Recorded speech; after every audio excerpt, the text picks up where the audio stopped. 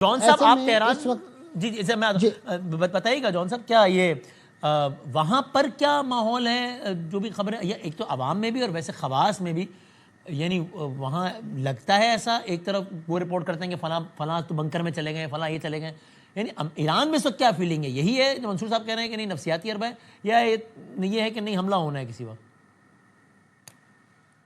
वसीम भाई thank you so much for having me. Mansoor साहब का एनालिसिस बिल्कुल आई थिंक एप्ट है इस पे कि एक भी मिसाइल अगर अल्लाह ना करे हमला होता है और जवाबी कार्रवाई करता है, एक भी मिसाइल अगर दुबई के अंदर कहीं भी गिर गया तो 90% इकोनॉमी उनकी वैसे भी जो है उन लोगों के ऊपर चल रही है जो बाहर से आए, तो बिल्कुल शट डाउन हो जाएगा। और जो ताल्लुकात बने हुए सिक्योरिटी अरेंजमेंट्स हुए हैं, जो रोब और दबदबा अमेरिका ने कायम किया हुआ है रेंट पे बेसिस लेके, वो भी पूरा खत्म हो जाएगा। यहाँ पे जो ऑफिशियल्स की राय है वो ये है कि ट्रम्प साहब इस वक्त बहुत बुरी तरीके से फंस चुके हैं।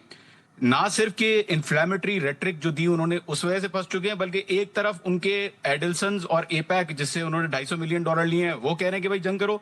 दूसरी तरफ ये अरब ममालिक जो हैं, क्योंकि जाहिर सी बात है इतना बड़ा खर्चा हुआ है, F-35 परचेज हो रहे हैं, एक तरफ वो सारी चीजों को गिरने का खर्चा है, तो यहाँ पे ऑफिशियल समझ रहे हैं it's just a psychological tactic. यहाँ पे कोशिश की जा रही है प्रेशर करने की, और मारना होता तो अमेरिका पहले मार चुका होता, अभी भी अगर मारना चाहता है तो मार सकता है। क्यों नहीं मार रहा है, ये बहुत बड़ा सवाल है। और ईरान के ऑफिशियल्स ये भी कह रहे हैं कि अगर कोई भी अटैक होता है अमेरिका की तरफ से तो it won't just be retaliatory in proportion, मतलब प्रोपोर्शन पे वो जवाबी कार्रवाई नहीं करेंगे, बल्कि ऑल आउट वॉर की तरफ सिचुएशन चली जाएगी। ये भी एक चीज बहुत जरूरी है नोट करने के लिए। आवाम में ऑन दी अदर हैंड कोई सेंटिमेंट नहीं है, कोई वरीज नहीं है, कोई परेशानी नहीं है, मतलब नॉर्मल ये मुजाहरे वगैरह नहीं हुए हैं काफी दिनों से, या छोटे मोटे हो रहे हैं या बड़े हो रहे हैं, नहीं हो रहे, क्या है वो जो मुजाहरे चल रहे थे वो खत्म है फिलहाल? कोई मुजाहरा नहीं हो रहा, कोई प्रोटेस्ट नहीं हो रहा, कोई नॉर्मल, मतलब बिल्कुल बेहतर, मतलब नॉर्मल से भी अच्छी सूरत हाल है अभी तो।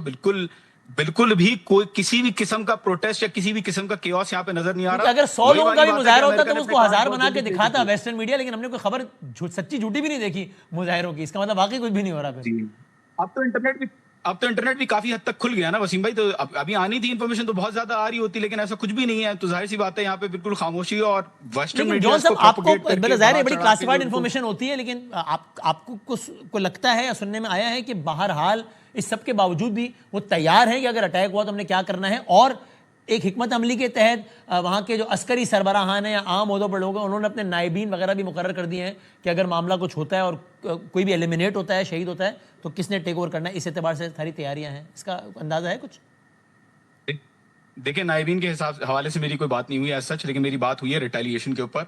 टारगेट्स ऑलरेडी प्रीसेट कर दिए हैं ईरान ने कि किन किन चीजों को टारगेट किया जाएगा, सिर्फ ट्रिगर पुल करने की देर है। और ट्रिगर पुल करने वाले जो फैसला लेने वाले हैं वो आयतुल्लाह खामनाई है of course, but at the same time यहाँ पे जाहिर सी बात है, क्योंकि 12 दिन की जंग जो पहले हुई वो सरप्राइज अटैक था, तो उससे सीख के ईरानियों ने बोला कि भाई किसी भी बात के ऊपर भरोसा नहीं कर सकते। यूएसएस कैरियर जो आ रहा है उसके ऊपर फतह 2 मिसाइल जो हाइपरसोनिक ग्लाइडेड मिसाइल है मार्क 15 की स्पीड पे जो चलती हैं, उनको रेडी किया हुआ है कि लिंकन को एंगेज करेंगे विद मल्टीपल, मतलब सिर्फ एक मिसाइल नहीं होगी, बराज ऑफ मिसाइल्स जाएगा ड्रोन्स के साथ। तो पहला वो जो अटैक प्लान है वो सेट हुआ हुआ है, और उसके साथ साथ दूसरी चीजें जो स्ट्रेट ऑफ हॉर्मुज है या जो एसेट्स हैं यूनाइटेड स्टेट्स के रीजन के अंदर, उनको भी टारगेट करने की बात हुई है। और ये बिल्कुल सीरियसली ये चीज डिसाइड हुई है, यहाँ पे सिर्फ ट्रिगर पुल करने की देर है। फिर जवाब भी रद्द अमल जो है वो गैर मुतनासिब भी हो सकता है, बल्कि होगा। Thank you.